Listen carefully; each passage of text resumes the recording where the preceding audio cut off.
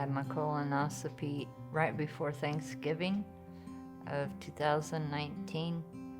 I ended up finding out I had colon cancer that day. I was okay. I thought, I can do this. I got my brother and my mom with me.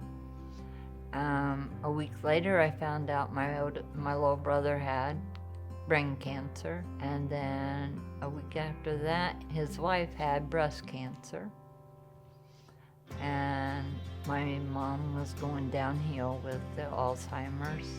I couldn't get focused on what was happening with me, that my brain went straight to, okay, what can I do to help take care of my mom and help with my brother? Brendan's my doctor. He helps me with everything going on and then all the medications and everything. He's very awesome. And there's my buddy. How are you? I'm wonderful. It is so good to see you. Good to see you. From the get-go, from the first visit, getting to know her as a person, but then still as a patient, recommending those cancer screenings that we would recommend for anybody of her age at that point. And so just having that upfront conversation with her that, you know, the reason we do this is because a lot of times, like you, there was no symptoms of that cancer lingering. And it took a few years to convince her, but as she said, it's a good thing that she finally got it done and we were able to catch it in time.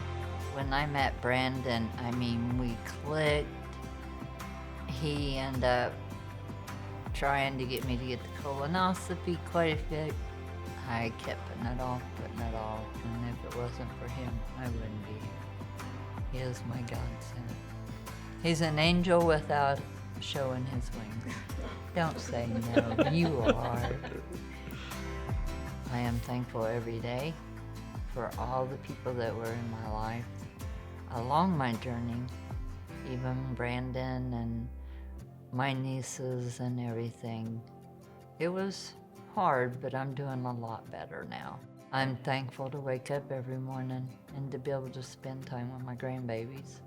I do look at life a lot different because you don't know when it will be taken.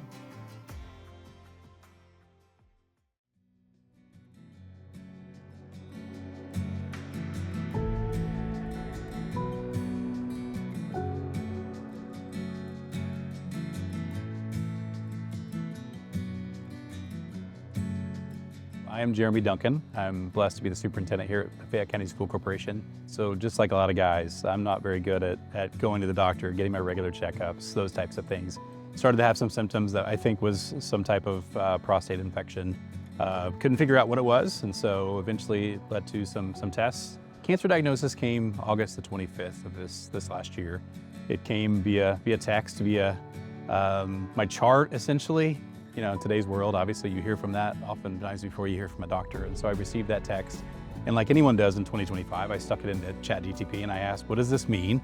And then ChatGTP told me essentially, hey, you have prostate cancer. And those words hit hard, hit really hard. You know, I don't worry about much in life. I just don't live my life that way. But it's about an hour drive home for me. And that was it's a long hour to be alone. You know, the first response is this real? Is this me? You know, you live your life and 1 in 8 men in their lifetime will have prostate cancer, but you never think it's gonna be you. And so my first response was, is this real? Like, is this truly what's happening to me? Cancer doesn't walk into your life and walk out without changing who you are. Had it not been for a random infection, essentially I could be sitting here speaking different words, or even worse, I could not be sitting here at all. Life is awesome, and the opportunity to live and to make a difference in the lives of others and to serve and all the things that we get the opportunity to do on a daily basis, I still get to do that. And it's because of the fact that we caught the cancer that we were able to do what we did with it. But I will tell you, like, even if this cancer had been worse, even if I would still be in the throngs of it now, like I would still say the same words, like life is good and I'm blessed.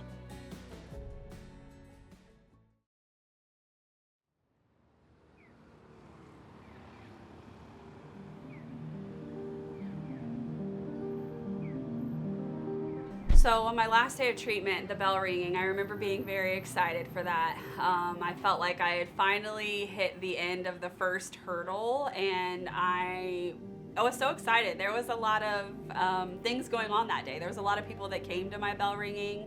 All of the feelings of excitement to finally be done and to finally get to ring the bell, because that's a pivotal part of the journey.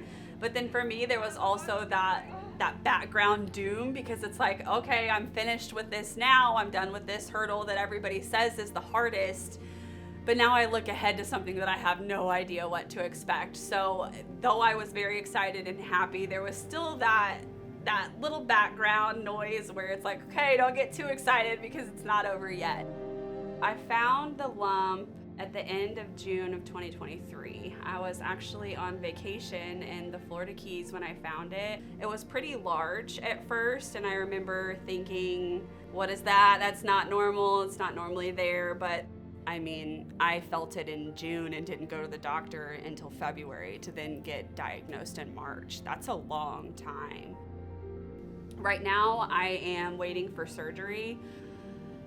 I'm nervous about that. I'm not gonna lie. I feel like with chemo, I started to know what to expect, and with this, I am very anxious because I don't know what to expect. I don't know what things are gonna look like, how I'm gonna feel. When I started to talk to my daughter about my diagnosis, because I did want her to know what was going on, I never wanted her to be in the dark. I had to contemplate how much I wanted to share with her and how much I was gonna let her in on, but I ultimately decided that she's the biggest piece of me, and this is a journey that we were gonna go on together, so it felt unfair to leave bits and pieces out for her just because she's young. She said, I had watched a video on my grandma's phone and the girl's mom had cancer, and she said, but she died. Are you gonna die?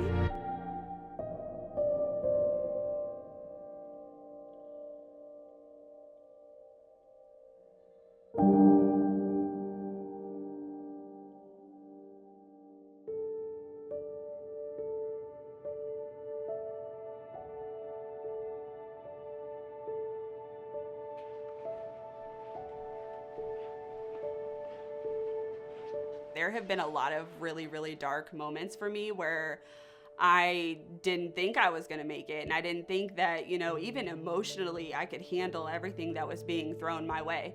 When I did get diagnosed, I did think that it was the end of the world. I didn't know what to expect for the longevity of my life. I didn't know how the end of the diagnosis was gonna pan out. I didn't know how I was going to be able to deal with it emotionally at work. I mean, as adults who have children, we get to being fast-paced and always knocking things out and doing this that we never really slow down to take care of ourselves.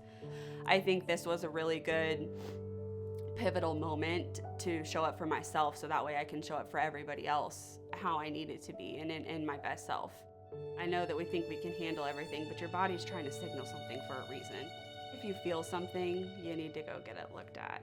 And in my case, I thought it was going to go away. And because I didn't go get it looked at, and I had that mindset that, there's so much going on in life right now, I can't handle something like this. And, I was just hoping that it was going to be something that left. And I really wish that I would have taken it more seriously. It was the end of any plan that I had for the next 5 years. It was the end of anything that I thought was going to be. And in some ways, it kind of is the end of what your previous life looked like before. But I think I want people to know that that's not a bad thing. Cancer is renewal. Everything that I was before is either gone or better now. It has been a complete renewal for me.